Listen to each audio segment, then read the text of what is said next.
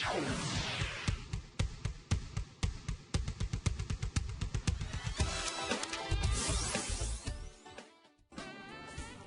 estamos de volta com o seu estilo de vida e agora a gente vai conversar com o designer de moda Vanglês Mendonça. Ele vai contar um pouquinho pra gente sobre a construção social e histórica que ajudaram a construir a nossa moda atual. Bom dia, Vanglês. Bom dia, tudo bem?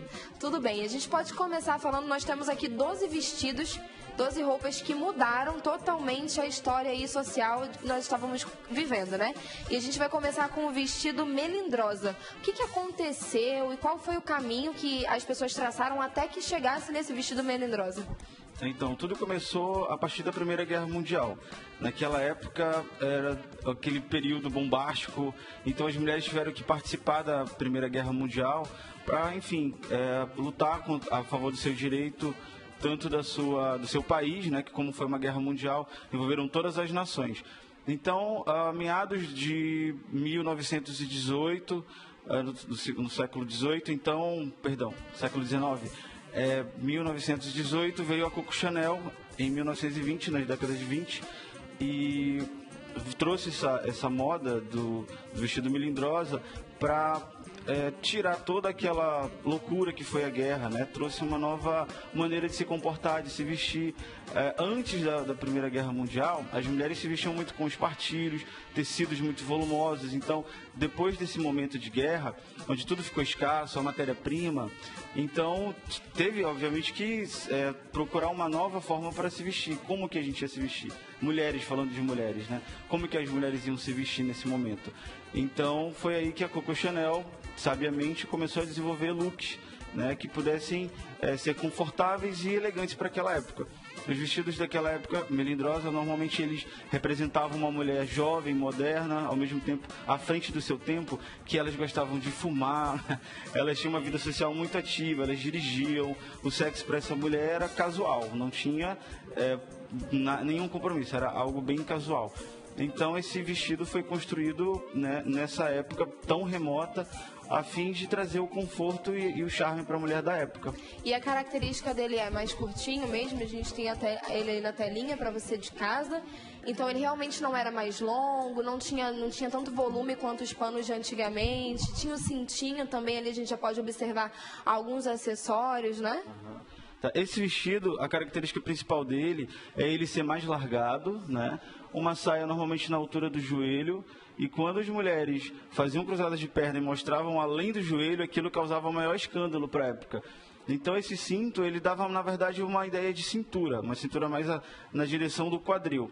Já era mais baixa, né? Hoje em dia a gente entende a cintura um pouquinho mais acima, ou não? Já era uma cintura, na verdade era um vestido mais reto, né? Ele não tinha nenhuma marcação no corpo, ele não marcava a silhueta do corpo feminino. Na verdade, esse cintinho era mais para dar um charme para aquela época, assim como os colares também de pérolas e chapéus eram bem utilizados na época. E antigamente a gente observava bastante já a presença dos acessórios, né? Talvez por não poder mostrar o corpo, então a forma de se enfeitar realmente eram os brincos, os chapéus e, enfim, todas as pulseiras, essas coisas que a gente já pode observar mais nos looks. Na história da moda, as mulheres sempre foram muito fashion, né? Desde sempre. Então, desde a época das cavernas, as mulheres já tinham uma forma de se representar, colocar um adorno, alguma coisa no cabelo, uma pintura no rosto, algo preso à pele do animal, naquela época que se vestia de pele de animal. Então, nessa época também não era diferente, né? As mulheres, mesmo com a escassez de tudo, naquela época já tinha também algumas pessoas que se preocupavam com a maneira de se vestir, enfim, e tinha esses recursos, né? Os acessórios, como as pérolas, eram bastante utilizadas naquela época, o chapéu. A partir de quando existiu a moda? Desde a época das cavernas. Sempre existiu? Sempre existiu moda desde a época das cavernas. Então, assim, a moda surgiu, nós não temos noção, como que veio isso, como que surgiu. Muita gente acha que moda veio de Chanel para cá, mas não. Desde a época das cavernas, a moda já existe. Os homens das cavernas, às vezes eles precisavam como forma de ser o líder, por exemplo. O líder tinha uma maneira de se vestir. Então, para ele mostrar que ele era o líder, ele tinha uma pele diferenciada, um corte diferenciado, uma costura diferenciada. Tudo feito manualmente, artesanalmente. Daí a gente observa também algumas características sociais. E o vestido de deusa? Depois do vestido melindrosa, a gente tem o vestido de deusa de 1931, que é de Madeleine Vionnet. É assim que fala? Madeleine Vionnet. Madeleine Vionnet.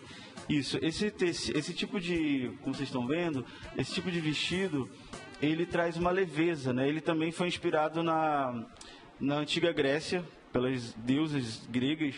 Que então, eram ícones de beleza já, eram ícones de beleza para aquela época, né? Então, eles normalmente feitos em tecidos fluidos, que davam leveza e movimento ao corpo. E já marcava um pouquinho mais, né, a silhueta. Ali a gente já pode ver um cinto mais de pano mesmo, que já prende um pouquinho mais acima daquela cintura baixa que a gente tinha visto no anterior. Isso. Aí a gente já consegue ver uma silhueta um pouco mais marcada na cintura. Na época da Grécia Antiga, elas usavam cordões ou o próprio tecido para fazer a cintura, né? E toda a roupa, todo o vestimenta deles não possuía. Eram apenas amarrações e presas através de tecidos ou cordões. E aí a gente vê que tem também esses diferentes tipos de amarração, né? Por exemplo, ali já tem um transpassado, ela já usa um transpassado na altura do peito, e aí o resto do vestido vai o caimento dele normal, o caimento do pano. Exato. O próprio tecido, como é fluido, um tecido leve, ele já dá um movimento, ele já dá uma modelagem diferenciada no corpo, né? A gente pode até dizer que isso seria uma mulagem. Que é uma técnica, enfim, já é um outro assunto que a gente pode abordar no próximo. E algumas características dessas roupas a gente ainda observa hoje em dia, né? Porque, por exemplo, o transpassado, ele ainda é muito presente na nossa moda. A questão da cintura mesmo, a gente gosta de bastante coisas acinturadas. Então, existem algumas características que permanecem. Sim, na verdade, antes da Primeira Guerra, né, há muito tempo atrás, nos séculos passados, cada período, por exemplo, o rococó e por aí vai. A silhueta da mulher era marcada justamente na cintura. Elas utilizavam muito espartilho, né, a fim de marcar o feminismo, naquelas curvas do corpo feminino. Então, desde a história da moda, desde os princípios dos primórdios da humanidade, a mulher sempre marcou muito a sua cintura como forma de dar um feminismo ao corpo. E aí o próximo a gente vai para 1955 com o vestido da Mallory Moran. Que foi um atentado quase, né? A sociedade. Todo mundo começou a falar. Até hoje a gente tem ela como ícone de beleza e essa foto também que é bastante característica. A gente já observa em vários lugares as pessoas imitando. Ainda é um ícone de caracterização quando a gente vai para uma festa fantasia ou alguma coisa assim. Esse vestido foi de William Travilla, desculpa. Então ele foi um vestido icônico, né, para o período de 1955. Marilyn Monroe, uma mulher linda, maravilhosa, uma atriz hollywoodiana. Então nessa época isso foi um choque. Mulheres para mostrar praticamente o fundo, como ela mostra no filme, né? O filme virou moda no mundo inteiro. A partir de então, todas as mulheres do mundo inteiro que tiveram acesso a esse filme começaram a se vestir de forma semelhante, né, com uma saia abaixo do joelho, até então nada anormal para a época, porém o vestido era frente única, né, o que deixava as costas nuas, que era quase um colapso ali nervoso para os homens principalmente e para os princípios da época, né? Se vestir com as costas praticamente nua era um atentado. Fora o decote, que também era bastante diferente já, né? A gente observa que tem ali, é bastante separado, um peito do outro é bastante separado, a amarração é diferente e possibilitando que essas costas fiquem nuas. Exatamente. Esse tipo de decote, um decote V, também não tão cavado, né? Um decote V comum. E a cintura está bem marcada por conta da saia, que é uma saia godê bem rodada, praticamente plinçada ali, como vocês estão vendo, amarrado somente nas costas. Imita mais ou menos um biquíni, né? Daí pode-se dizer que pode ter surgido o biquíni. Já o terninho feminino surgiu no final dos anos 1950 e aí também é de Coco Chanel. A mulher já tem um ar mais profissional, né? Digamos assim, mais moderno, a partir desse momento. Exatamente. De 1950, Finalzinho de 1950. Tá, finalzinho de 1950.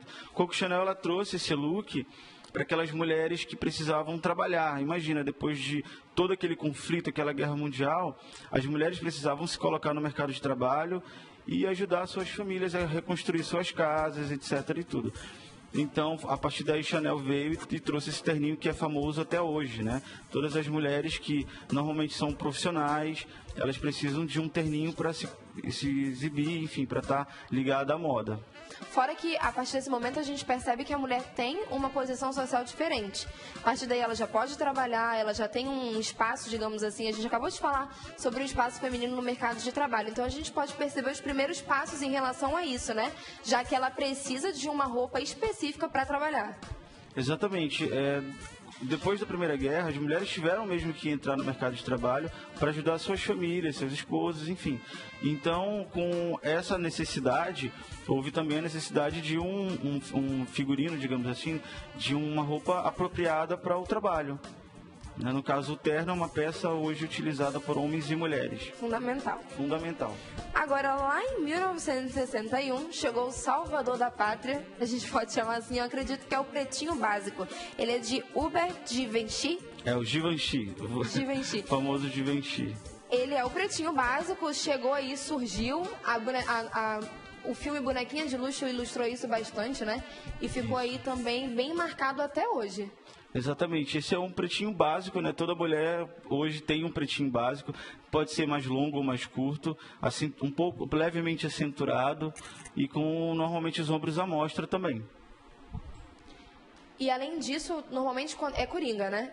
Hoje em dia é coringa. Quando a gente não sabe o que vestir, quando a gente não sabe para onde ir, a gente usa o pretinho básico. Vai sempre no pretinho básico. Exatamente, é uma peça coringa que você pode casar com um casaco ou um blazer. E, enfim, para qualquer lugar que você for, se for a trabalho, você coloca um blazer por cima, tá tudo certo. Saiu do trabalho, tirou o blazer, já está pronto para um happy hour, para uma festinha mais no final do dia. Em relação a esse pretinho básico, ele tem várias versões, né? Hoje em dia a gente observa que, por exemplo, esse é longo, mas tem o curto, pode ter a sainha rodadinha também. Essa relação do pretinho básico tá com a cor ou com o modelo do vestido? É relacionado à cor ou ao modelo? Então, o pretinho básico ele está relacionado apenas à cor, né? Hoje em dia a gente vê isso somente como a cor, mas para aquela época, quando ele foi construído, foi realmente para dar uma sensualidade mais sutil, algo mais discreto para o corpo feminino. Então surgiu a ideia do Givenchy de construir um look, né, um vestido que no caso dela foi utilizado para como acompanhante, né, da época. Então ela usava esse vestido na noite. O mini vestido é o próximo. O que é o mini vestido? O mini vestido, vamos lá.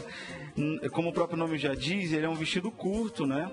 E ele representou muito a juventude londrina. As mulheres de Londres utilizavam muito esse vestido na época. Então, normalmente, ele era um vestido, além de curto, ele tinha cortes bem firmes e cores também bem marcantes. E aí a gente já observa que essa mulher está utilizando uma bota de cano alto, né? Tem toda uma questão do casaco ali também. O cabelo dela é mais curtinho, da nossa modelo, no caso, é mais curtinho. Então, representa mesmo essa mulher mais moderna. Exatamente. Representava a juventude da mulher londrina. A bota, provavelmente, lá como é um país frio, período de inverno, então com certeza esse vestido ele marcou a época para as mulheres jovens de Londres. Em relação a essa liberdade é interessante porque a questão do frio é interessante, realmente era frio, talvez ela precisasse de um pouco mais de proteção, de um pouco mais de roupa, mas ainda assim estava com as pernas de fora e levava um casaco para, digamos que, completar esse look, mas a liberdade das pernas dela estava ali. Então é um marco, né? É uma posição diferente na sociedade. Exatamente, exibir as pernas, né? Para mulher de modo geral, hoje em dia isso já quebrou bastante esse paradigma, mas para aquela época era um choque. Então mostrar as pernas era algo absurdo. No máximo até o joelho. Daí para cima impossível. A mulher podia ser apedrejada praticamente na rua, né? Mas enfim, naquela época a política não permitia que isso acontecesse. Nós vamos para um breve intervalo, a gente vai dar uma breve pausa aqui no nosso bate-papo, mas daqui a pouquinho a gente continua com a evolução, dando continuidade à evolução desses looks que foram super importantes, tanto historicamente quanto socialmente também, para que nós fôssemos a sociedade que é construída hoje, né? Se você quer saber um pouquinho mais sobre isso, não sai daí que a gente já volta.